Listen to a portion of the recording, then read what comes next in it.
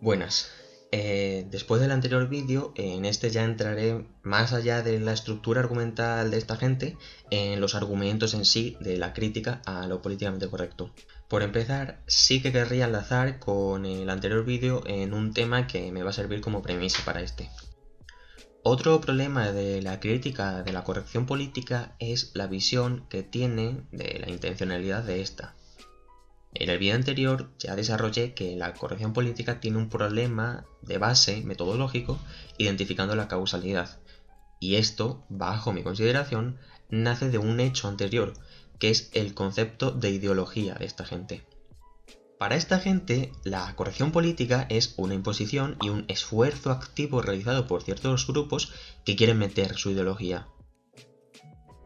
Lo que esta gente parece no darse cuenta, y es bastante común realmente, es que lo que pasa es que ellos tienen su propia ideología.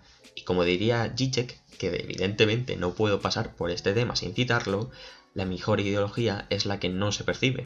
Cuando tienes una visión del mundo tan metida que consideras que es lo natural o el sentido común, si llegan ideas ajenas a esta cosmovisión, lo considerarás forzado e intencional.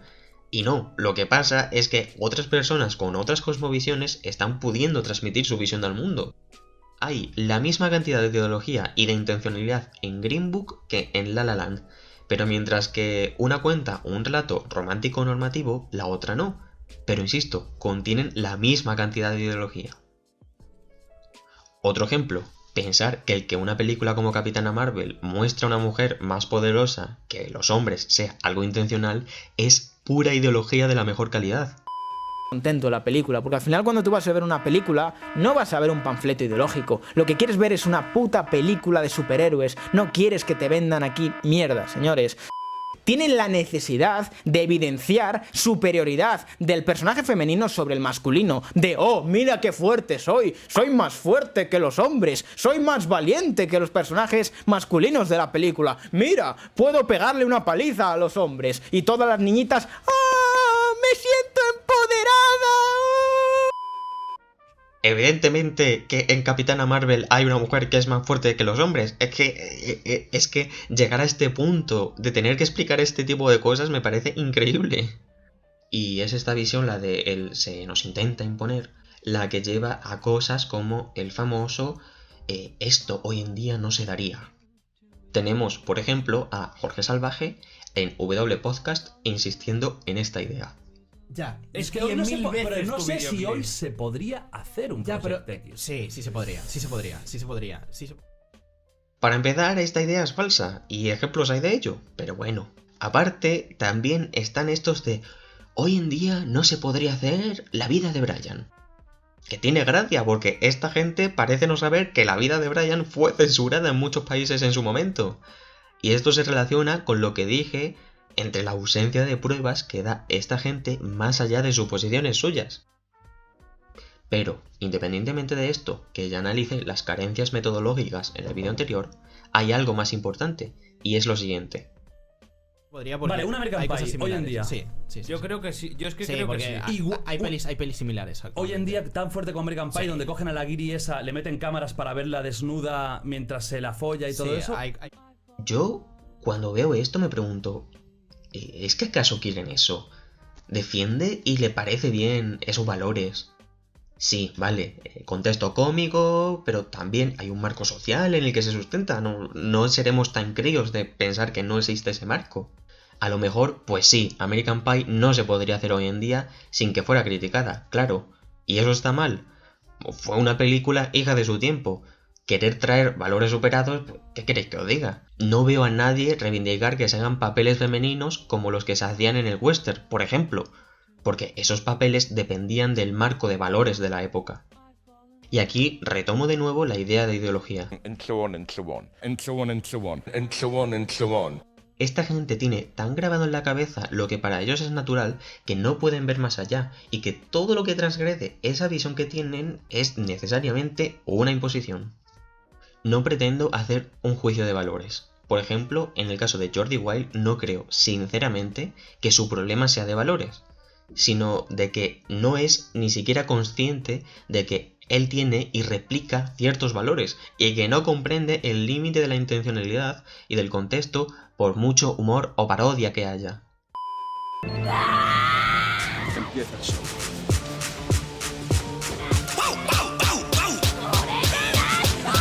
Me dicen que después vienen amigas de esta tía, que encima están tremendas, alguna va a ser mía. A la mierda, la cemento, el cuerpo ya me pide. Me dicen que en el baño se cuece una movida, como me despiste esta noche pide el con el jacuzzi, que sin mí esto está muy muerto. Buenas noches, señoritas, muy buenas tetas, por cierto.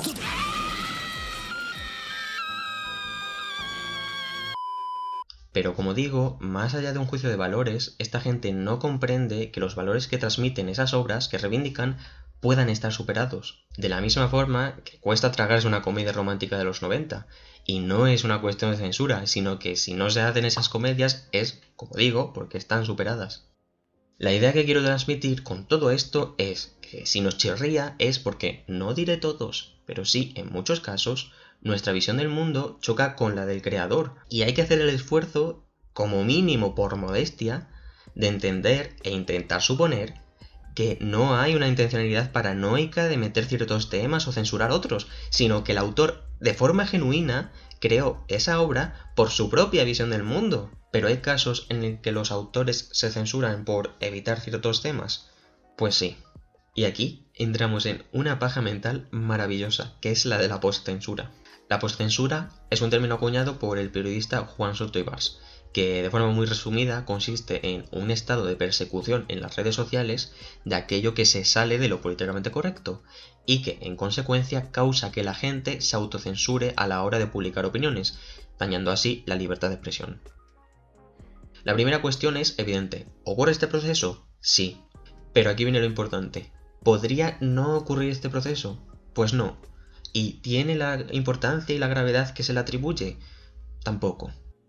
Una parte importante de este relato de Soto Ibars es la parte en la que él habla de un pasado idílico en redes sociales donde esto no ocurría y donde todo el mundo decía lo que quería y era libre.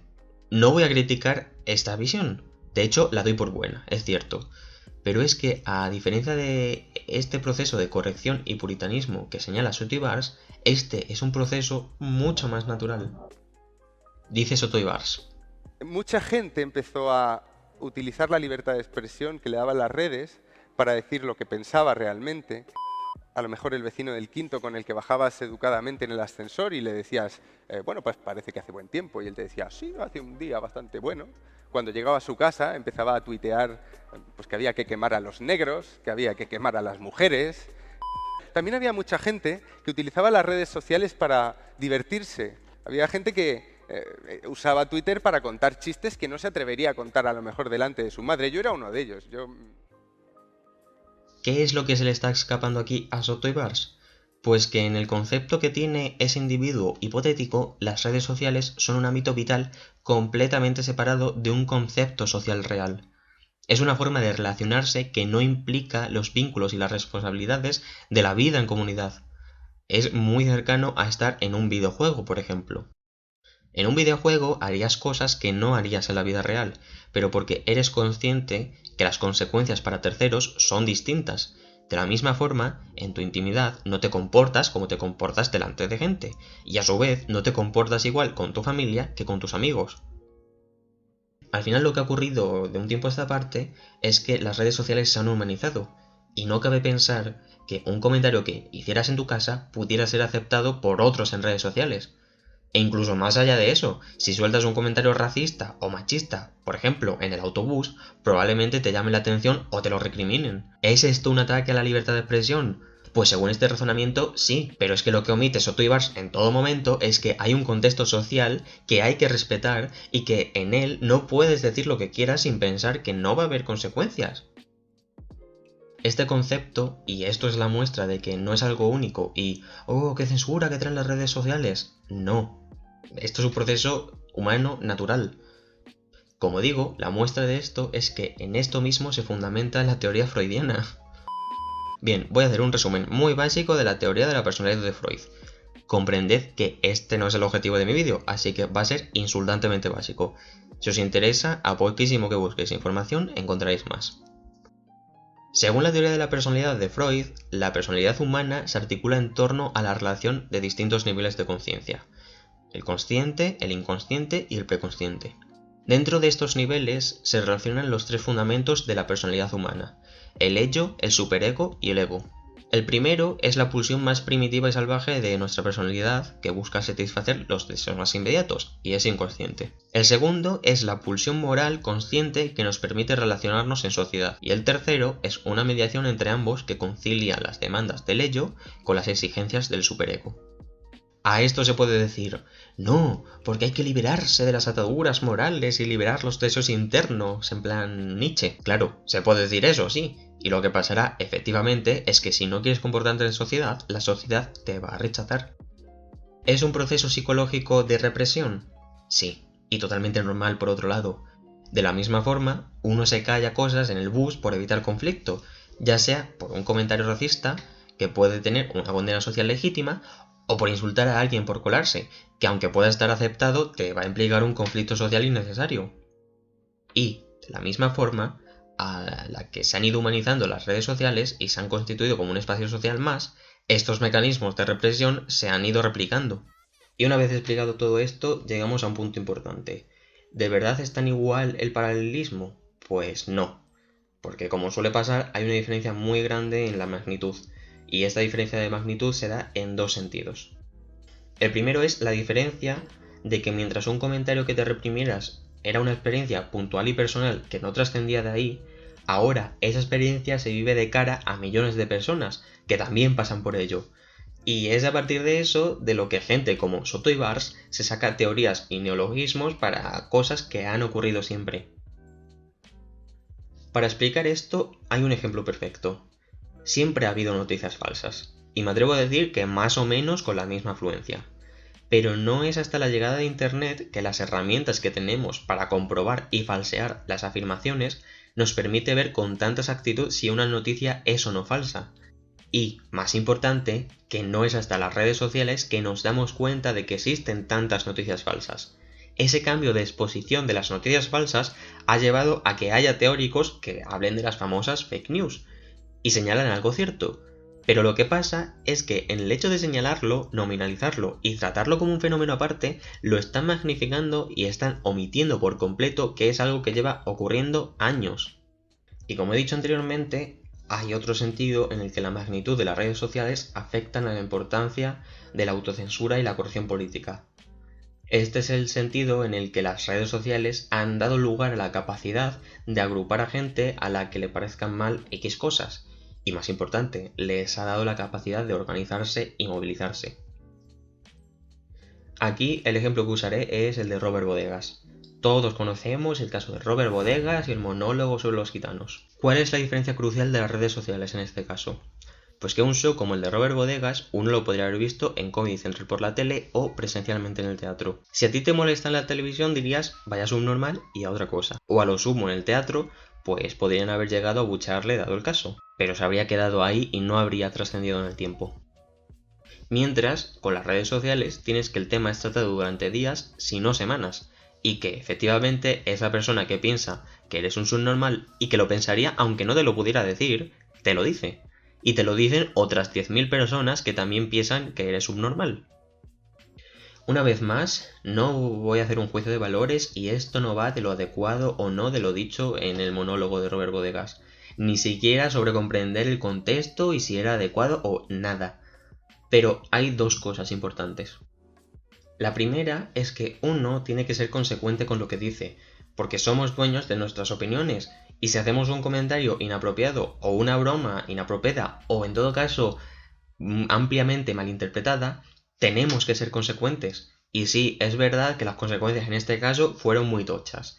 Y ese es el segundo punto. Pero eso lo trataré en el próximo vídeo. En el próximo vídeo me meteré en materia sobre los ofendiditos y sobre el derecho o no a ofenderse y el grado de actuación que esto pueda permitir. Y con esto me despido. The real green books, the racism we cured along the way. God bless the green.